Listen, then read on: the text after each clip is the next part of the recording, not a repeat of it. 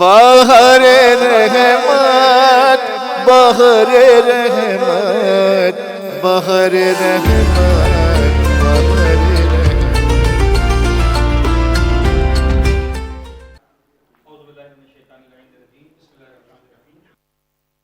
الحمد للہ والصلاة والسلام علی اہلہا اما بعد فقد قال اللہ الحکیم فی کتابہ المبین بسم اللہ الرحمن الرحیم یا ایہا الذین آمنوا کتب علیکم الصیام کما کتب علی الذین من قبلکم لعلکم تتقون ایام معدودات ومن کان منکم مریضا او علی سفر فعدۃ من ایام اخر وعلی الذین یطیقونہ فدیۃ طعام مسکین فمن تطوع خیرا فهو خیر لہ وان تصوموا خیر لکم ان کنتم تعلمون۔ ناظرین،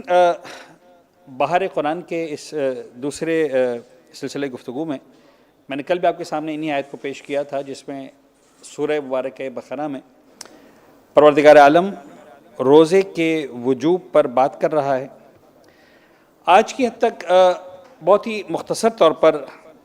جو میں نے بات آپ کے سامنے پیش کرنی ہے، بڑی امپورٹنٹ بات ہے یہ، اور میں چاہتا ہوں کہ اس کو بطور خاص ذہن میں رکھا جائے، وہ یہ کہ کل 4 آیتوں میں پروردگار عالم نے روزے کے حوالے سے بات کی، ماہ مبارک رمضان کے روزوں کے حوالے سے۔ کچھ اور آیتیں ہیں جس میں بعض کفارات میں روزوں کا تذکرہ، قسم توڑنے کے کفارے میں روزے کا تذکرہ، لیکن وہ ایک الگ ہی معاملہ ہو جاتا ہے جو رمضان کے روزوں کی بات ہے۔ خوبصورت بات یہ ہے کہ جس آیت میں روزے کا تذکرہ ہے اس آیت میں رمضان کا تذکرہ نہیں ہے، اور جس مہینے میں رمضان کا تذکرہ ہے اس میں ڈائریکٹلی پہلے مرحلے میں روزے کا تذکرہ نہیں ہے۔ یہ بڑی خوبصورت کمبینیشن ہے، اس پر آپ غور کیجئے گا۔ جب قرآن مجید نے کہا کہ یا ایھا الذین آمنوا کتب علیکم الصیام کما کتب علی الذین من قبلکم لعلکم تتقون، آپ نے آیت پہ غور سے سنا، کہیں پہ لفظ رمضان نہیں آیا۔ آپ ایک ایسا مسلمان بن کر اس آیت کو سنیں جو زندگی میں پہلی مرتبہ روزے کے وجوب کے بارے میں جس کو بتایا جا رہا ہے، پہلی مرتبہ جس کو اللہ کے رسول بتا رہے ہیں یا قرآن مجید بتا رہے ہیں کہ بھئی دیکھو تم پر روزے واجب ہو رہے ہیں، تو اسے نہیں پتا کہ اس روزے کا دورانیہ کیا ہوگا، کتنے دنوں کے لیے مجھ پر روزہ واجب ہو رہا ہے،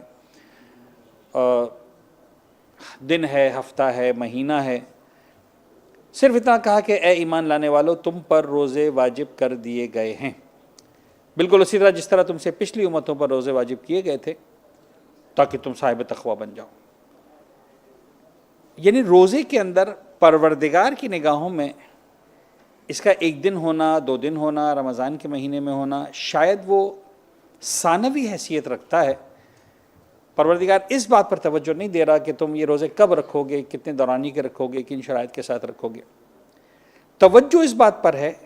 کہ تم نے یہ روزہ رکھنا ہے تقویٰ حاصل کرنے کے لیے، یہ ایک بات۔ دوسری بات یہ کہ جہاں رمضان کا تذکرہ ہے وہاں ڈائریکٹلی روزے کا تذکرہ نہیں، وہاں پر قرآن کا تذکرہ ہے۔ یعنی بڑا خوبصورت لنک بنایا ہے قرآن مجید نے۔ 183 کے اندر کہا کہ یا ایھا الذین آمنوا کتب علیکم الصیام کما کتب علی الذین من قبلکم لعلکم تتقون، تم پر روزے واجب کر دیے گئے، بس دیٹس اٹ۔ اس کے بعد 184 کے اندر ایک جملہ کہا کہ سمجھ میں آ جائے کہ روزے بھائی صرف 1 دن کے لیے نہیں، کچھ دنوں کے لیے، لہٰذا ایک لفظ آیا ایاماً معدودات، تمہیں کچھ دن یہ روزے رکھنے ہیں، لیکن اس کے اندر بھی 1 ہفتہ، 1 مہینہ اس کا تذکرہ نہیں کیا۔ دین کمز آیت نمبر 185، اور جب آیت نمبر 185 آئی ہے تو اس کے اندر پروردگار نے اب جو ہے وہ ان ایام کو معین کیا کہ کن ایام میں تمہیں روزہ رکھنا ہے، تو ان ایام کو معین کرنے کے لیے کہا کہ شہر رمضان، رمضان کا مہینہ۔ لیکن رمضان کے مہینے کی جب بات کی تو رمضان کے مہینے کے تعارف کے لیے پروردگار عالم نے یہ نہیں کہا کہ یہ وہی مہینہ ہے جس میں روزے تم پر واجب ہوئے ہیں یا جس میں تمہیں روزے رکھنے ہیں۔ رمضان کا تعارف پروردگار عالم نے قرآن مجید میں ایک دوسرے انداز سے کروایا، اور وہ انداز یہ تھا کہ شہر رمضان الذی انزل فیہ القرآن، رمضان کا مہینہ وہ مہینہ ہے کہ جس مبارک مہینے میں ہم نے قرآن مجید کو نازل کیا، یہ وہ مہینہ ہے جس میں قرآن مجید کو نازل کیا گیا۔ آسان ترین الفاظ میں اگر میں یہ پیغام ڈیلیور کرنے کی کوشش کروں تو میں یہی چاہوں گا کہ یہ بات اپنے ذہنوں میں آپ رکھیں کہ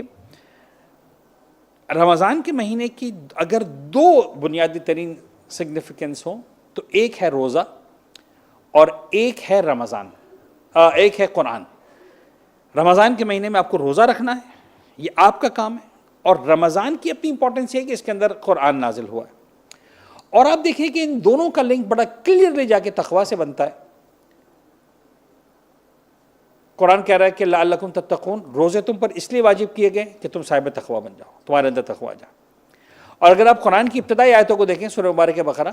ارشاد رب العزت ہوتا ہے الف لام میم ذالک الکتاب لا ریب فیہ ھدی للمتقین، یہ قرآن مجید ہدایت ہے صاحبان تقویٰ کے لیے. تم تقویٰ حاصل کرتے جاؤ، قرآن تمہاری ہدایت کرتا جائے گا، تمہیں منزل کمال تک پہنچاتا جائے گا. آئیے دعا کریں کہ پروردگار عالم ہم کو اس مبارک مہینے میں، اس بابرکت مہینے میں ویسے روزے جیسے وہ ہم کو رکھتے ہوئے دیکھنا چاہتا ہے، روزے رکھنے کی توفیق عنایت فرمائے انشاءاللہ، اور ہم عبادت کر سکیں جو پروردگار عالم ہم سب سے مطلوب رکھتا ہے. وآخر دعوانا ان الحمدللہ رب العالمین. بہر رحمت بہر رحمت بہر رحمت بہر